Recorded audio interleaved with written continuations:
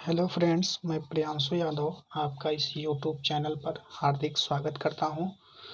तो प्यारे भाइयों, आज की क्लास में हम लोग नंबर सिस्टम यानी कि संख्या पद्धति के बारे में पढ़ेंगे और ही इसमें जो है हम बेसिक पढ़ेंगे, मतलब हर एक चीज़ बेसिक तरीके से पढ़ेंगे। तो आइए शुरू करते हैं। तो देखिए दोस्तों, नंबर सिस्टम यानी कि संख्या पद्धति। संख्या पद्धति होती क्या है? मतलब संख्याओं का क्रम, संख्याओं के क्रम। तो इसमें नंबर सिस्टम में हम पहली चीज पढ़ते हैं इकाई का अंक। इकाई का अंक, ठीक है, या इसी को बोलते हैं अंतिम अंक। अंतिम अंक, ठीक है। इंग्लिश में इसी को बोलते हैं यूनिट प्लेस। यूनिट प्लेस, ठीक है, या इसी को बोल दिया जाता है लास्ट डिजिट। लास्ट डिजिट यानी कि दोस्तों, आप नोट करके लिखिएगा कि किसी भी संख्या का अंतिम अंक इकाई का अंक होगा, ठीक है। किसी भी संख्या का जो अंतिम अंक होगा वही क्या होगा? इकाई का अंक होगा। जैसे आप एक एग्जाम्पल के माध्यम से हम समझते हैं। जैसे 4719, ठीक है। अगर इसका हम मल्टीप्लाई करेंगे तो कितना हो जाएगा, या इसी के संख्याओं का अगर हम गुणा करेंगे तो कितना होगा? 63। तो यानी कि इसका इकाई अंक क्या होगा? 3, ठीक है। मतलब किसी भी संख्याओं का जो अंतिम अंक होता है वही इकाई अंक होता है। जैसे ये हो जाएगा 729538 इंटू 287, ठीक है। अब इसका मल्टीप्लाई इसमें करेंगे तो कितना हो जाएगा? 72। 72 में हमको इस तो दहाई का अंक हो गया, मतलब किससे है? इकाई का अंक। इकाई के अंक को अगर हम इसमें गुणा करेंगे तो हो जाएगा 14। तो लेकिन इसमें इकाई का अंक क्या होगा? 4 होगा, क्योंकि इकाई का अंक जो होता है वो हमेशा अंतिम अंक होता है, ठीक है। आइए एक एग्जाम्पल के माध्यम से और समझते हैं। 729, जैसे 40 इंटू 423, तो इसका इसमें गुणा करेंगे लास्ट डिजिट में तो ये 0 हो जाएगा। 0 इसमें गुणा करेंगे तो ये भी 0 हो जाएगा, यानी कि यहाँ इकाई का अंक क्या होगा? 0 होगा। तो दोस्तों, यहाँ हम लोग एक इम्पॉर्टेंट बात समझते हैं कि यदि गुणा की संक्रिया में किसी एक संख्या का इकाई अंक 0 हो तो गुणनफल का इकाई अंक हमेशा शून्य होगा। समझ रहे हैं? बात को थोड़ा सा ध्यान दीजिए कि यदि गुणा की संक्रिया में किसी एक संख्या का इकाई अंक 0 हो तो गुणनफल का इकाई अंक सदैव शून्य होगा। समझ रहे हैं? अब जैसे हम देखते हैं 754 इंटू 933 इंटू 725। अब देखिए 5 का 4 से गुणा करेंगे तो कितना आ जाएगा? 20। 20 में इकाई का अंक आ जाएगा 0। 0 का 3 में गुणा करेंगे तो क्या आ जाएगा? 0। तो इसलिए इसको हल करने की ज़रूरत नहीं है। गुणा की संक्रिया में यदि किसी भी कोई भी संख्या का इकाई अंक अगर 0 आता है तो हमेशा वो 0, उसका गुणनफल हमेशा 0 आएगा। गुणनफल का इकाई अंक हमेशा 0 आएगा, ठीक है।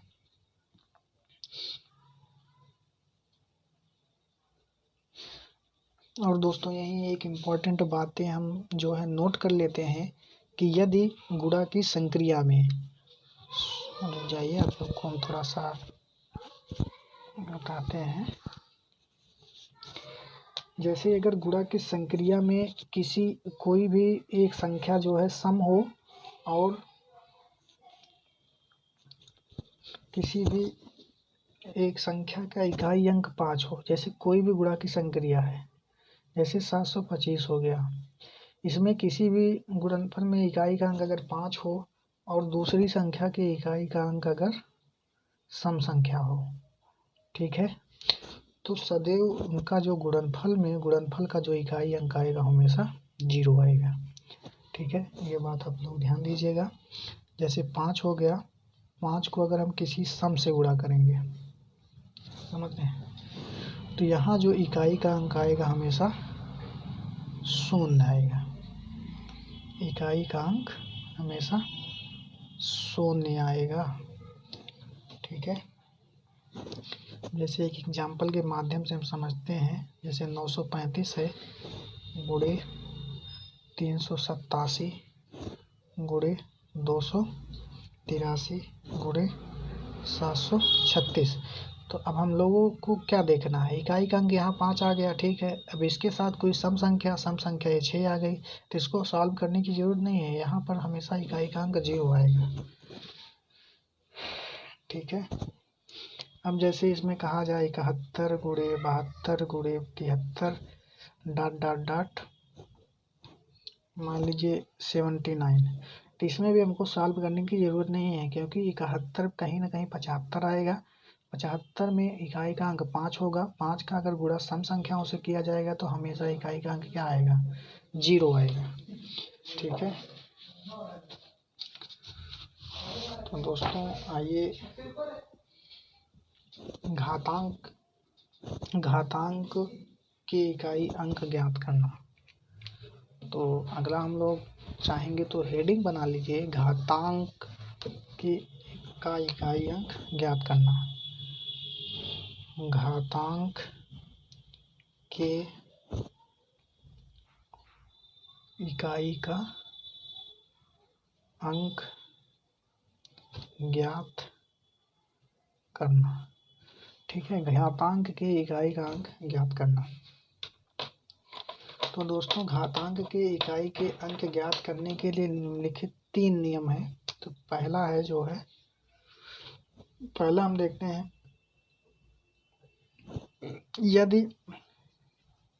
यदि जो है घातांक के इकाई का अंक, यदि घातांक के इकाई का जो अंक है 0, 1, 5, 6 हो, तो घातांक की घात कुछ भी हो, घातांक की घात कुछ भी हो, घातांक की घात कुछ भी हो, यानी कि 0 को छोड़कर, तो इकाई अंक जो होगा, इकाई अंक, दोस्तों ध्यान दीजिएगा, तो इकाई का अंक 0, 1, 5, 6 ही होगा। ठीक है, बहुत ही इम्पोर्टेंट चीज़ें हैं कि यदि घातांक के इकाई का अंक जो है 0 है, 5 है, 6 है, 1 है, तो घातांक की घात कुछ भी दिया गया हो 0 को छोड़कर, तो इकाई का अंक 0, 1, 5, 6 होगा। आइए हम एक एग्जाम्पल के माध्यम से समझते हैं। जैसे 216 की घात अगर 169 दिया गया हो, तो हमसे इकाई का अंक पूछेगा, तो इकाई का अंक हमारा 6 होगा। ठीक है, उसी प्रकार अगर हमको 725 दिया गया है, घात मान लीजिए 530 दे दिया गया हो, तो इसके इकाई का अंक हमेशा 5 ही होगा। जैसे 741 दे दिया गया हो, घातांक जो हो गया हमको 38 दे दिया गया हो, तो इकाई का अंक हमेशा 1 होगा। तो दोस्तों हमको यहाँ यही चीज़ें देखना है कि यदि घातांक के इकाई का अंक 0, 1, 5, 6 हो, तो घातांक की घात कुछ भी हो 0 को छोड़कर, तो 1, 5, 6 होंगे। अब दोस्तों यहाँ एक चीज़ें हम आप लोग को बहुत ही इम्पोर्टेंट बता रहे हैं। किसी भी संख्या का घात अगर 0 होता है, किसी भी संख्या का घात शून्य होने पर उसका मान 1 होता है। जैसे मान लीजिए कोई भी संख्या है a की घात 0 है, तो ये संख्या हमेशा 1 मानी जाती है, समझ रहे हैं। जैसे कहा जाए 237 की घात 0 तो संख्याओं क्या हो जाएगी, 1 मानी जाएगी। अगला है, ठीक है, अगली बात हम आपको बताने हैं दूसरी। इसमें ये कह रहा है कि यदि जो है